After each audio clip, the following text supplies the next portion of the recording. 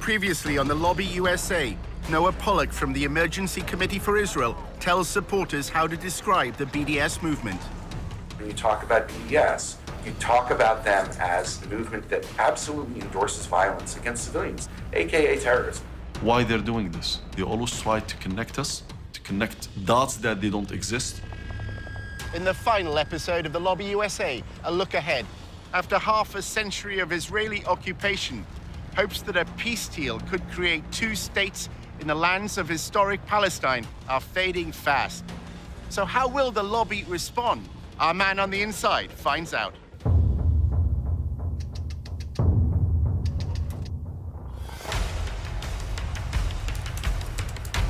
Using an undercover reporter, Aljazeera's investigative unit infiltrates one of the most powerful lobbies in the world. We're getting $38 billion in security aid to Israel matters, which is what AIPAC is doing. We examine how the lobby, led by AIPAC, the American Israel Public Affairs Committee, has secured unwavering support in Congress. Congressmen don't do anything unless you pressure them. And the only way to do that is with money. What the lobby is all about is to make sure that Israel gets special treatment from the United States forever. But after occupying Palestinian lands for half a century, the pro-Israel lobby is facing a new challenge. We called for a full boycott of Israel, divesting from it, and eventually imposing sanctions on it to achieve UN-stipulated rights of the Palestinian people. A movement to boycott, divest, and impose sanctions on Israel, BDS, was formed on American campuses. It seems to be achieving its goals. It threatens future American support for Israel. We believe in justice for all people. That means the occupation has to end. Israel's Ministry of Strategic Affairs responded with a covert operation to defeat BDS. אתה צריך לעשות את זה עם הרבה מאוד עמימות. זה לא גוף צבאי היררכי שאם הרגנו את X, אז כל הגוף מתחתיו לא פועל. The Israeli government leverages Jewish organizations in the diaspora. Absolutely. It's a psychological campaign involving spying and smears. You discredit the messenger as a way of discrediting the message. Just stay on message. And what is that message? BDS is a hate movement. While our reporter monitored pro-Israel groups, he was asked to go undercover for the lobby. You're going into enemy territory, not for everybody.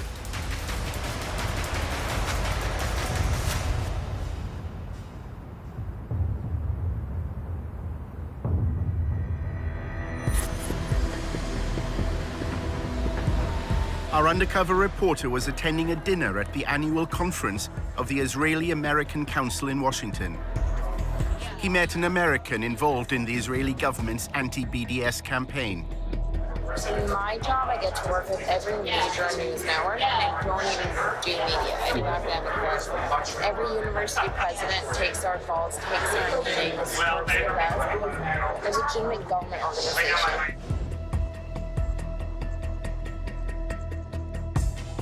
The discussion was dominated by the boycott, divestment, and sanctions movement. So many organizations focus on BDS, but for the most part, when it comes to BDS, we're very behind the scenes. I'm meeting with the university presidents, faculty, students, but what they're doing is building relationships with local politicians, making sure that politicians know to turn to them when Israel-sensitive things come to the table. The three-day conference brings together the constellation of pro-Israel lobby groups in the US. On the surface, things seem to be looking good for Israel.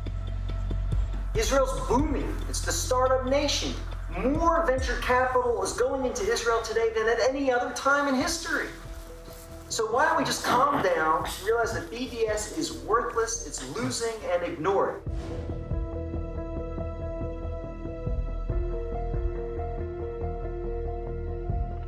I don't think BDS was ever supposed to be about getting colleges to take their money out of Israel. So if we focus on the dollars, we could feel really good about ourselves. If we focus on the fact that an effort's being made to distance us, those who love Israel, from the rising generation, I think we need to worry. When you get to the millennials and the students, it's a bad situation. And it's getting to the point now where the majority is more favorable towards the Palestinians than the Israelis. While numerous speakers discussed ways to combat BDS, the lack of civil rights for Palestinians living under Israeli control was not raised. Nobody talks about the reason why BDS exists at all. What's the model for the BDS movement? The model is South Africa. So, was that a bad thing to do? An apartheid regime which denied equal rights to black South Africans was weakened and ultimately collapsed after a global economic and political boycott. They're worried that the BDS movement will get to the stature that the South Africa boycott got to. So they're trying to stop it now. Imagine if the apartheid regime of de Klerk were able to have a lobby in America that it was a crime to support that boycott. Imagine that. For nearly 2 decades, Israel's occupation was portrayed as temporary, while both sides pursued what's called a two-state solution. The two-state solution. This is where the Palestinians get a state of their own in the occupied territories, i.e. the West Bank and Gaza. But there's a problem. Jewish-only settlements have continued to grow within the boundary of a proposed Palestinian state. Successive US governments have openly doubted whether a viable Palestinian nation is either possible or necessary. The settler agenda is defining the future of Israel. And their stated purpose is clear. They believe in one state, Greater Israel. In fact, one prominent minister declared just after the US election, and I quote, "The era of the two-state solution is over." I'm looking at two-state and one state, and I like the one that both parties like. I'm very happy with the one that both parties like. I can live with either one. If the choice is one state, Israel can either be Jewish or democratic. It cannot be both. More and more people are beginning to buy into the argument that Israel is turning itself into an apartheid state.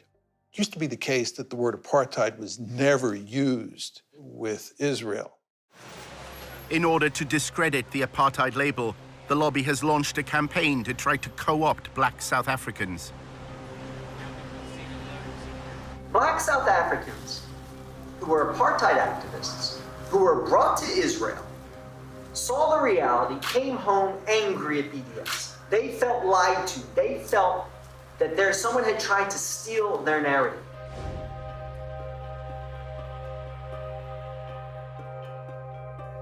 This is an effective tool. Bringing these black South African, former BDS activists, now Israel supporters to American campuses. During his volunteership, Tony learned that the Israel Project has been developing a strategy called Stop Stealing My Apartheid. The plan is to feed articles written by black South Africans into the American media, claiming that BDS has distorted their history. If you're disgusted by segregation in this country, if you're disgusted by South African apartheid, then you should also be disgusted by Israeli apartheid. Another workshop was addressed by Israeli diplomats from consulates in the US. Black Lives Matter had attracted particular criticism after voicing support for the BDS movement.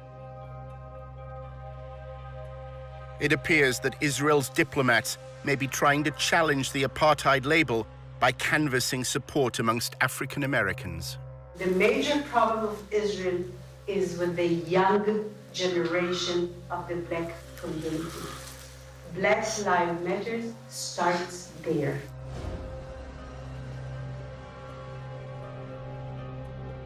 I had last week a dinner, sit-down dinner at my house with 40 people, which are considered the leadership of the black community, and it's very important people. They can be part of our doing an activity. Pro-Israel groups are trying to cultivate a new generation of black leaders that is pro-Israel by bringing them to AIPAC conferences on all expenses paid trips, by taking them on delegations to Israel. They're doing that because they're afraid of BDS and they're afraid of Black Lives Matter, which is this new struggle for Black freedom that also sees Black freedom as situated in a larger context. In 2014, Israel launched a siege of Gaza. In the same summer, police in Ferguson killed Mike Brown, and Ferguson rose up. And on the news at night, there would be both the latest out of Gaza and the latest out of Ferguson. There was solidarity that was expressed online with the Ferguson uprising. There were Palestinians who took to Twitter to cheer on the rebels of Ferguson and explain how to deal with tear gas.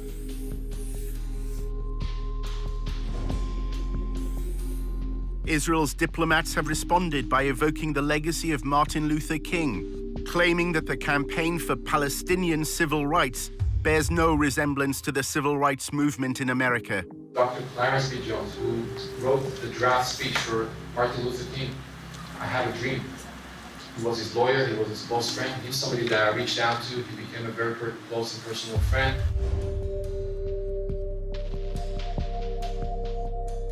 Because of that relationship, he published 3 articles in the Huffington Post explaining why their agenda was hijacked.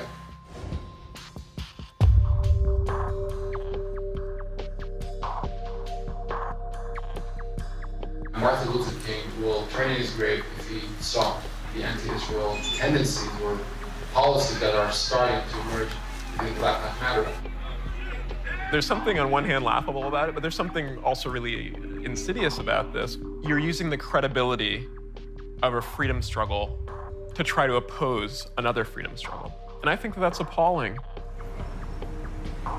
Soon after Black Lives Matter declared support for BDS, a fundraiser at a New York nightclub was suddenly cancelled.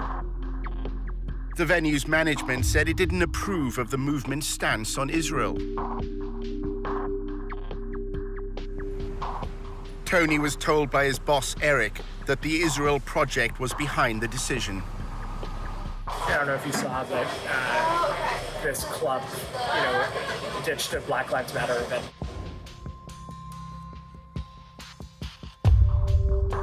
One of our donors, we just put in a call to him and then he put in a call to the police. Wow, to shut down this Black Lives Matter event. I think it's really appalling that a system in Israel has devised incredible and comprehensive ways to have a violent regime against Palestinians, that they would also invest resources into making sure to shore up support for that oppression here. One evening at the IAC conference, Tony met a prominent activist. He's associated with the hardline trend in the pro-Israel lobby. Noah Pollock argues that tough tactics are needed to counter the apartheid label. The activism has to be very provocative and attention-getting, and just total no given. We're going to be more pro-Israel than you can even imagine, just to provoke everyone.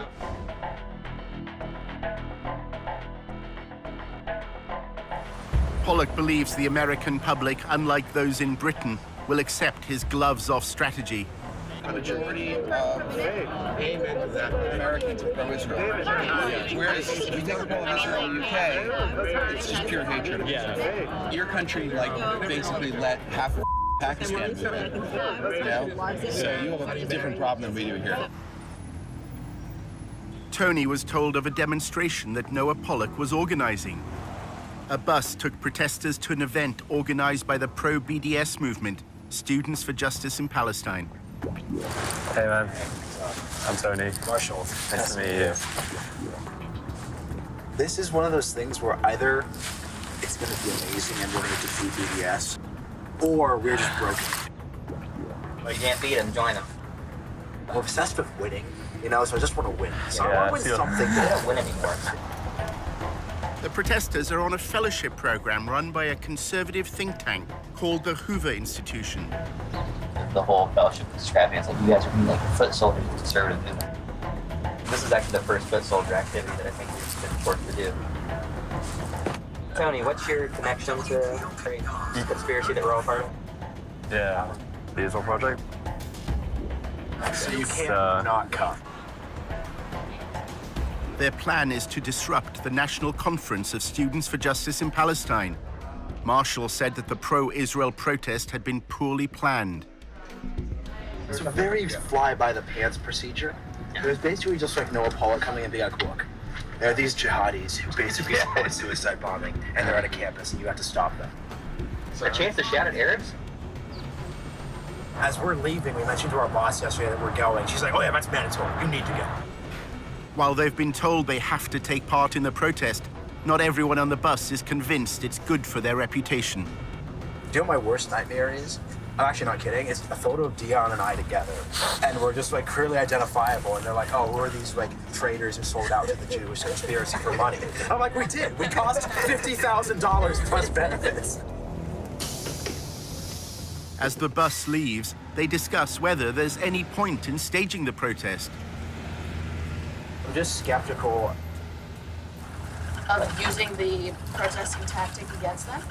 That's not our demographic. They don't like The reason protests work is when like the people involved really care about it and like want to be there.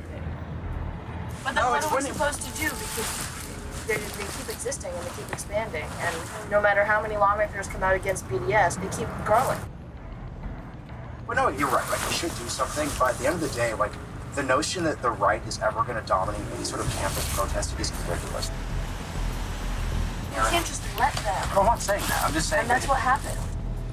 If I were a high-level Jewish doer, I would be, like, a little more realistic about the expectations. So what would you do if you were a high-level Jewish doer? I continue to do what you're doing, which is focusing on the actual power structures that use power structures in themselves. Like, the reality is there's not a single college president in this country that would actually sign BDS. There is not a single... They all allow SGP to exist on their campus. Because of free speech, they cannot let them. So what are they supposed to do about it? When a protest is sponsored and organized by outsiders, but made to appear like a popular grassroots movement, it's known as astroturfing. They did a really job of getting me excited to show up and protest. It's kind of the way you're putting it kind of sounds a bit like astroturfing. No. This is astroturfing. No, this is actually the definition. There's a bus. What does that mean? So it's when you set up things. It's the difference between grassroots and astroturf. You're taking corporate money and you're manufacturing the image of a grassroots movement with corporate money by basically paying people to appear as activists. It just shows how little actual grassroots power they have and how all of their power is at the top. It's not that astroturfing is wrong, it's just that like your astroturf has to be like committed. You shouldn't have fellows saying, like, honestly, this is bad for my political career. The bus arrives at George Mason University, where Students for Justice in Palestine is holding its national conference. But the protesters can't find the conference hall. They just pull over and ask, hey, where are all the jihadis? The driver sees two students and stops to ask directions. One is wearing a headscarf. Wait. Oh, no. Come on. What? We're like, back to DC! Back to DC! I believe the comments said. Okay, no, go. Excuse me? Do you know where the Johnson Center is?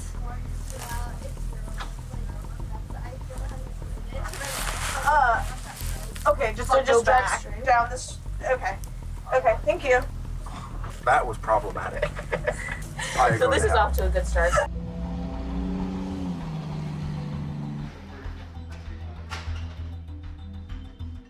Students for Justice in Palestine really is a student-led type of organization focused around promoting the BDS cause. We have workshops on how to run a divestment campaign, finding intersections on campus, building alliances. Right now, Palestine has been essentially normalized on campuses. The bus finally arrives. Jen.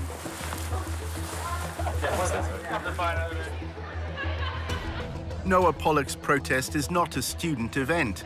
To avoid breaking university regulations, he's arranged a legal briefing. The SGP conference is on the 3rd floor, and we're going to go up and in a respectful and quiet way protest them. Yael is a legal expert and is going to talk a little bit about that.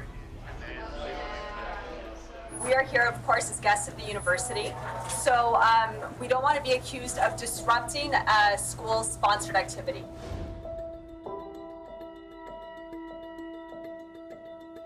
It is against the law to use abusive or violent language.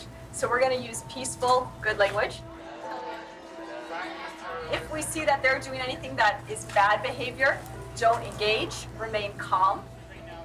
If you do happen to speak with any reporters, just stay on message. And what is that message? SJP is a hate group. BDS is a hate movement. The only other thing you probably want to mention is that SJP endorses violence, terrorism, things like that. And you guys are going to be great. We're not there to provoke. We're not there to have any sort of incident at all. We're nice people. Tony's group of protesters then faced another obstacle. Wow, I don't know if you guys heard, we were stuck in an elevator. Yeah, I really like the area. With all the signs. They shut us in an elevator. And someone on the inside. Those anti-Semites.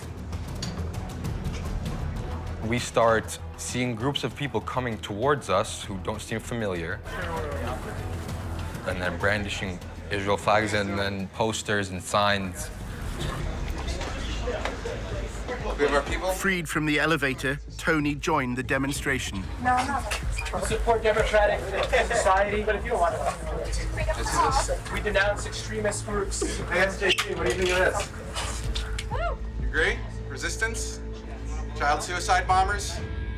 How do you respond to such a wild accusation that's not grounded in anything and that's just designed to shift attention? Oh wait, we support suicide bombers. That's ridiculous. Before that? Social justice left supports radical terrorism. You don't want dialogue? We're here to talk to you. Turn your back? You'd think if like they were gonna do it, they'd try to shake it up and mix it up with new accusations. We don't support radical Islamic terrorism in this country. We don't support suicide bombers. Cowards who kill children and women. They leave orphans. We don't support that. Kill babies in strollers. That'll bring peace. Yeah, Palestinian terrorists all over Israel. That would be it. Real baby killers, these terrorists. They kill women, they kill children, they don't care about anything. Rape women too, all the time. It takes a lot to hear this and not respond, and to turn your back to them and to not look back at them. Thank you, SJP. Good luck with your jihad. They were very frustrated at the fact that we weren't responding. They're saying, they're not even responding. They're not even responding. Look at how they wave a Palestinian flag in our country. Look at this. Despicable. These are the real basket of deplorables. These are the deplorables, people. They cower behind radical Islamism. They don't engage in dialogue because they can't win the war of ideas. There's no responding to our content, because there is no refuting our content. Our content is grounded in human rights, morality, ethics, international law. The staged protest had minimal impact on the students at George Mason University. But the headlines shared on social media tell the story Pollock wanted.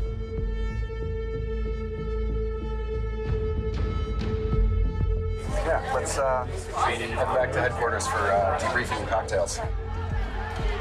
In part 2, a looming crisis for the lobby. AIPAC is not representative of the American Jewish community.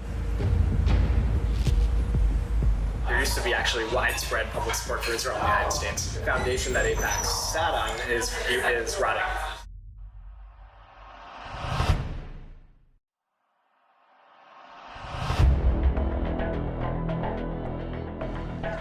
In part 1, how support for Israel is falling amongst the young. It's a bad situation. The majority is more favorable towards the Palestinians than the Israelis.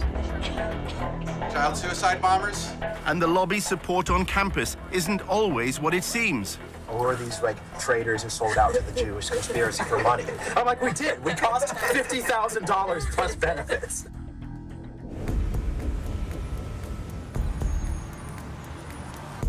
Tony went to see his boss at the Israel Project, which is known as TIP, for brunch. Eric told him why Jerusalem is a favorite hub for journalists covering the Middle East. One of the reasons why Israel's covered disproportionately is the overwhelming majority of journalists covering the Middle East are based in Jerusalem.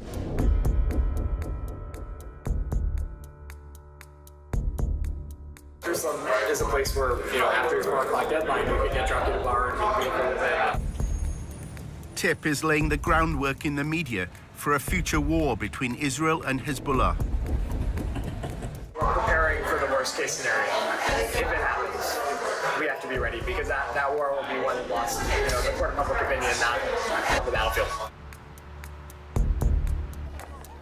Journalists based in Jerusalem would likely cover that war. The Israel Project has an office there. We have an enormous interest in affecting the people who are on the ground there, and that's what they do. They build relationships with people who give them information that they can then feed to journalists who we're building relationships with. And so Luar is a staff of about like 20 people.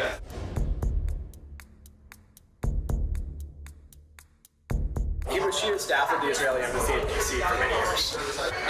He's a veteran of Israeli politics, but he was like spokesman for a bunch of government ministries. So he's got a real expertise in dealing with the press.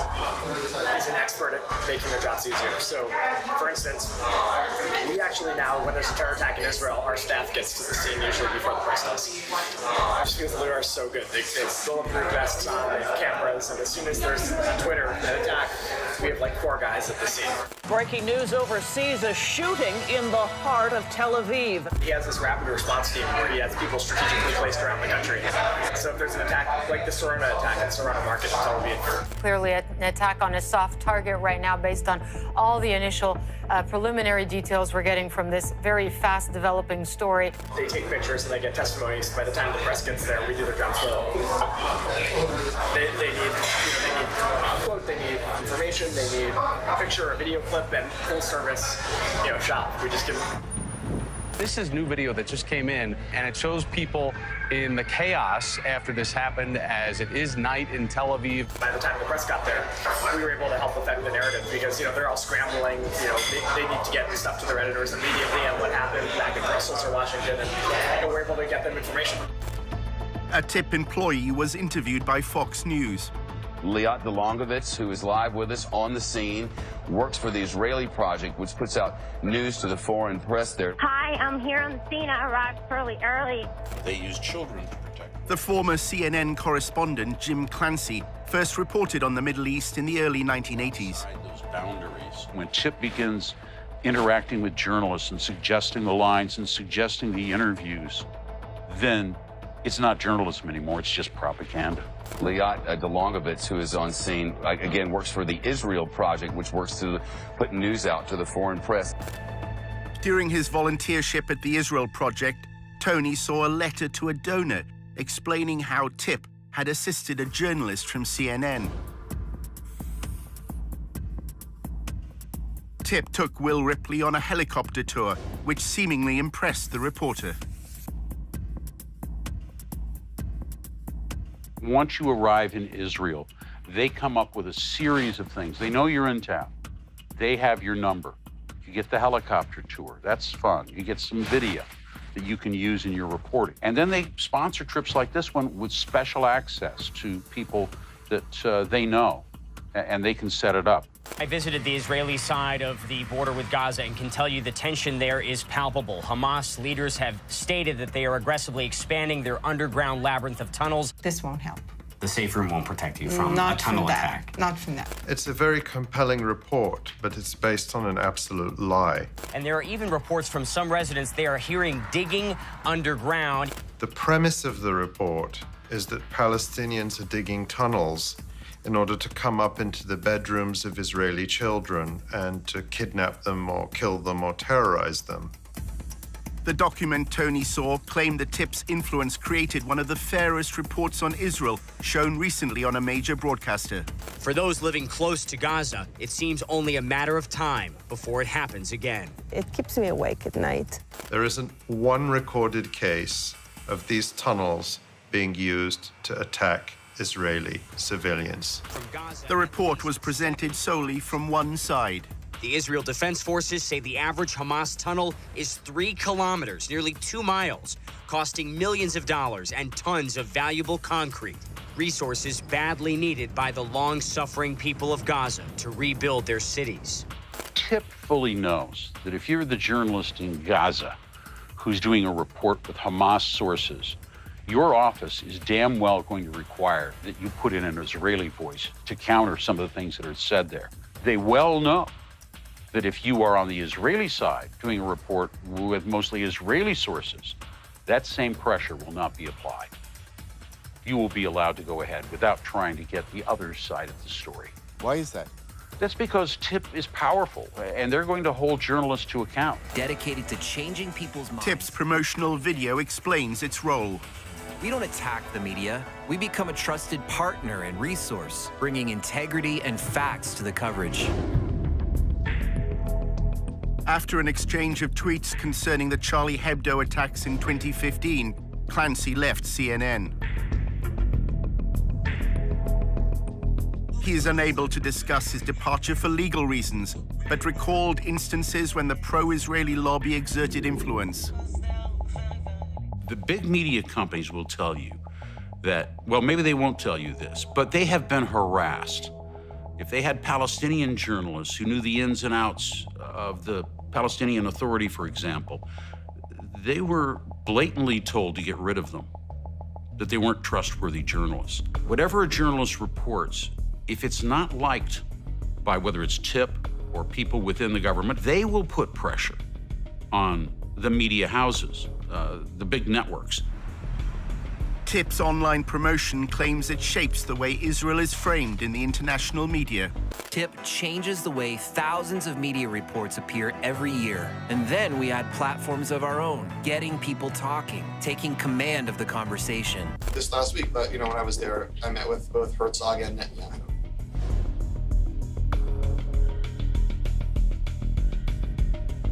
We exist to kind of articulate the reasons that the notion of a Jewish state is a good thing for us as Americans, and it's a good thing for Jews, and a good thing for Israel, and a good thing for the West, and a good thing for everybody. Block describes the pro-Israel lobby as a three-legged stool, propped up by influencing Congress, shaping policy through think tanks, and thirdly, TIP's role, managing the public discourse. You've got the lobbying, the politics, and you've got the ideas and think tanks, but you can't define the meaning of those ideas. Other people are doing it for you, then the third leg of the stool is there and it falls over. He's brilliant in like a mad scientist sort of way. He was AIPAC spokesman, and he was like the troublemaker. He's always breaking the rules, but always getting done. He's very effective at strategic communications and dealing with journalists. At AIPAC, he was the man. I mean, he could get anything on the front page of the Washington Post. The most effective thing you can do in Washington is both explain your point of view and explain why other people disagree with it. Everybody knows that people come with perspectives. Reporters and people, they live in a sophisticated world. But the question is, are you credible? The Israel Project gained notoriety in 2009 after an internal policy document was leaked. It was a phrase book for pro-Israel advocates. Key phrases, words that work, were determined from focus groups. Israel wants peace. I want peace. We want to move forward in peace. We want to start negotiations immediately.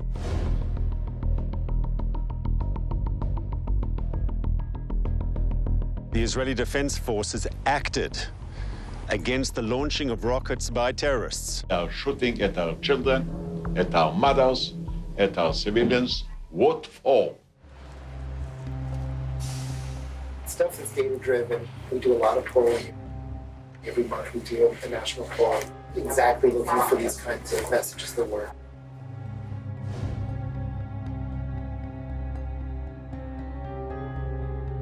We know that people use mostly from snipping headlines. So the headlines are very, very carefully messaged.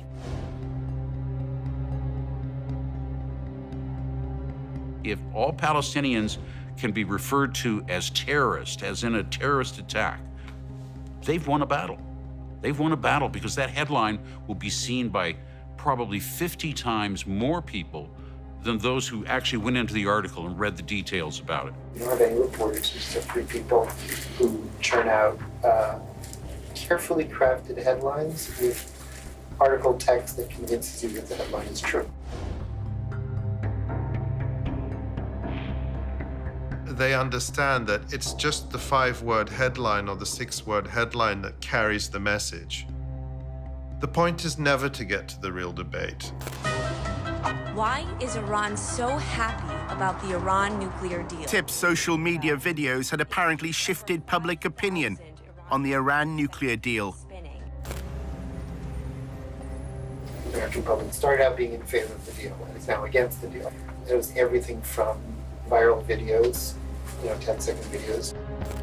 You can send me the greatest article you want about the Iran deal, but I promise you that a 10-second video will get 1,000 times as much. People aren't reading as much, they're not interested. In fact, history's a little bit bunk. A lot of people kind of come up now and there's this notion of postmodernism and nothing is true anymore. We are at this sort of interesting moment in time where we need to understand what it is that affects people's understanding and perceptions about what's right and what's wrong and how they work. This visual stimulus and stuff. How are people learning things? During his volunteership, Tony read an annual report to TIP's board of directors. It lauded their social media coverage of the 2016 shooting at Sarona Market in Tel Aviv. It said TIP's video was the most watched online content about the attack. The video claimed to show Palestinians celebrating the killing of Israelis, something the mainstream media overlooked. But this was not true. This image was taken in Ramallah 2 years earlier.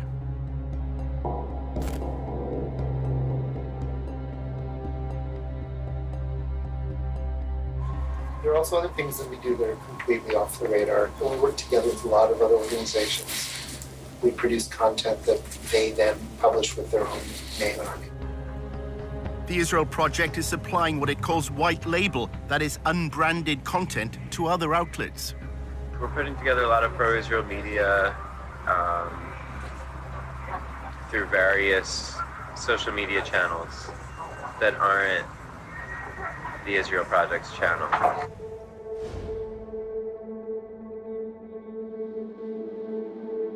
So we have a lot of side projects that we're trying to influence the public debate with.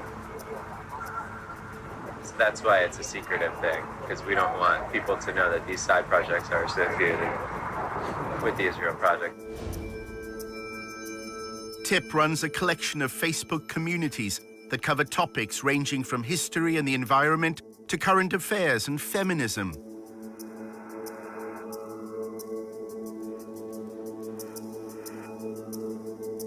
But their affiliations to the Israel Project are deliberately vague. Why is it that they can't be connected to the Israel Project? I think it's because we want people to view them as objectively as possible.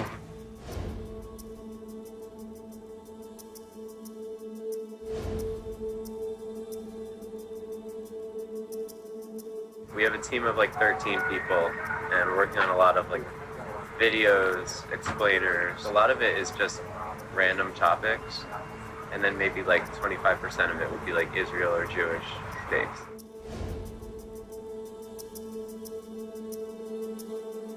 The Israel brand is increasingly toxic. So you can't sell Israel directly. You have to have sort of other hip stuff that's just very innocuous, fun, and then from time to time you're going to slip something about Israel in.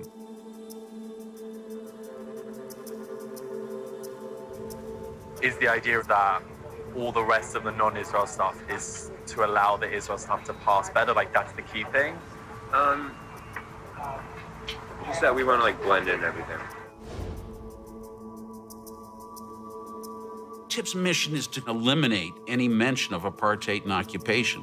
Don't look here, look over here.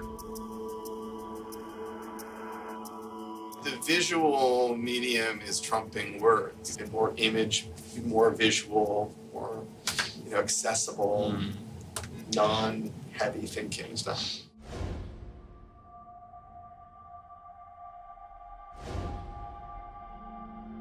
Kittens are easy to sell. Apartheid is a much harder product to get people to buy. more and more people will use the word apartheid when they talk about Israel. The end result is that the lobby has to work extremely hard today and will have to work even harder over time to defend Israel. And of course, in part, this means doing everything that can be done here in the United States and in the West more generally to discredit the BDS movement, because the BDS movement is so dangerous to Israel. Tony had gathered that the lobby's concern with BDS was not its economic impact, but a much wider threat to the power of the pro-Israel lobby. The specific potential of an immediate boycott, that's not a problem. It's a bigger problem is the Democratic Party, the Bernie Sanders people, bringing all these anti-Israel people, and the Democratic Party being pro-Israel is less of a bipartisan issue. And then, every time the White House changes, policies towards Israel change, and that becomes a dangerous thing for Israel. There is an actually important battle being fought on the campuses. For half a century, bipartisanship has been the cornerstone of AIPAC's success, as its website video explains. By some measures, Democrats and Republicans are more divided today than at any other time in the last 2 decades. But America's support for Israel transcends partisan politics. So when it comes to strengthening America's relationship with Israel, support must come from both sides of the aisle. That's where AIPAC comes in. What's begun to happen over the past decade is that support for Israel has begun to wither away in the Democratic Party. And in contrast, support for Israel in the Republican Party has begun to increase. And what you see is there is a substantial difference today in support for Israel in the two parties.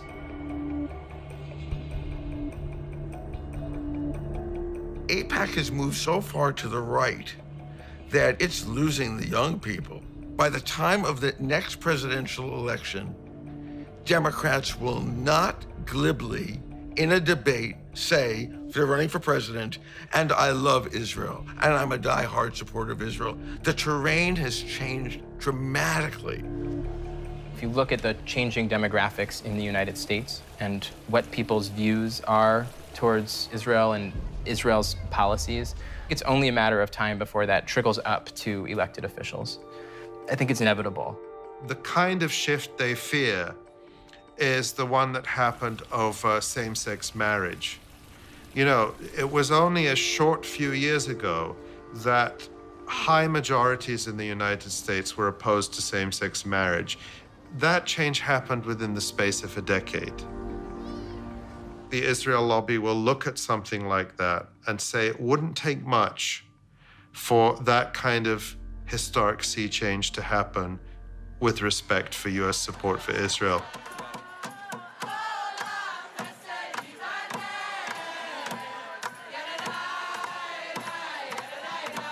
Outside AIPAC's 2017 annual conference, the first protesters were American Jews.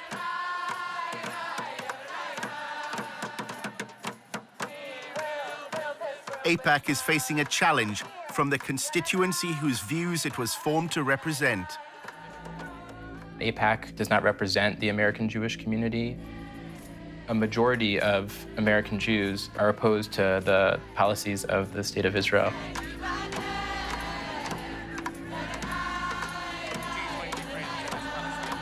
You do not represent the best of the Jewish prophetic tradition, and we here to bear witness to tell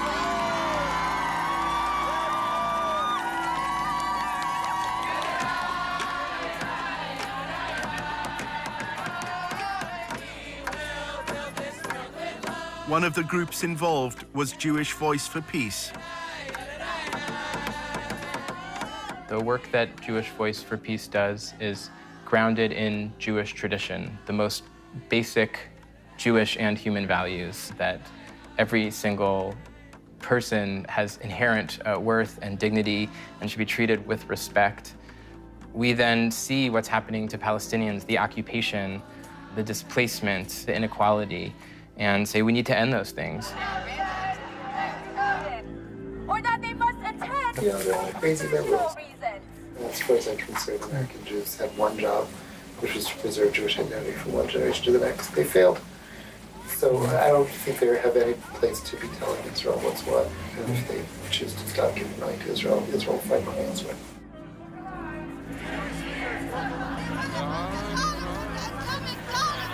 There were few pro-Israel demonstrators. Most wanted to project their strength through Israel's relationship with the United States.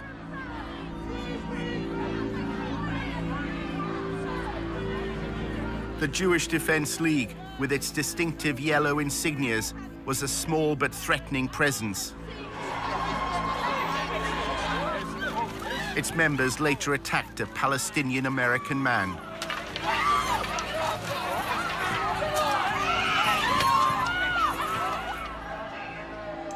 There's all sorts of survey data. For American Jews under the age of 30, only 32% said that a close attachment to Israel was important to them in terms of what it meant to be Jewish. The more and more young American Jews become aware of what the Israelis are doing to the Palestinians and how indefensible that is, at least in terms of Western values, the more difficult it will be to get those younger American Jews to feel a deep commitment to the state of Israel. I can't breathe!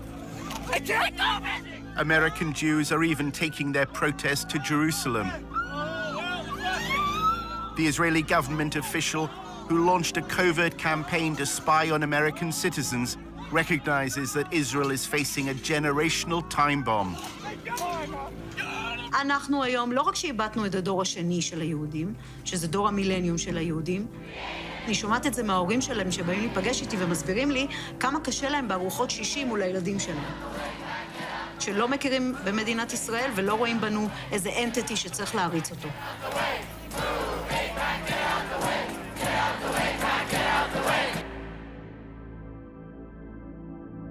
During Tony's volunteership at TIP, his supervisor, Eric, said he's looking to a future when the pro-Israel lobby will be unable to rely on AIPAC's influence in Congress. He said they faced a major challenge and a big bowling ball was being hurled towards them. They needed to get on the bowling ball and start dancing.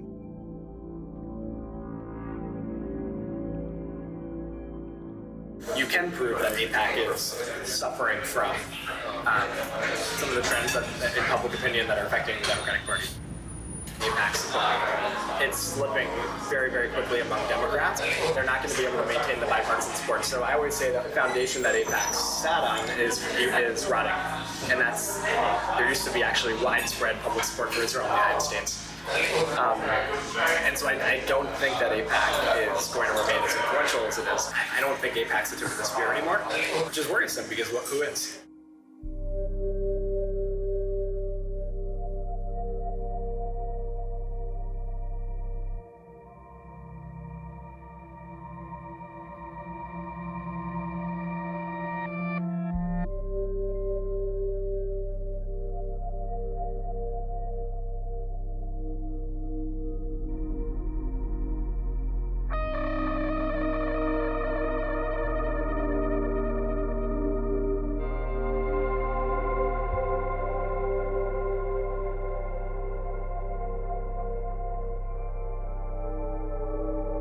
Just know I have total faith in you. I hope it's not the last time we work together.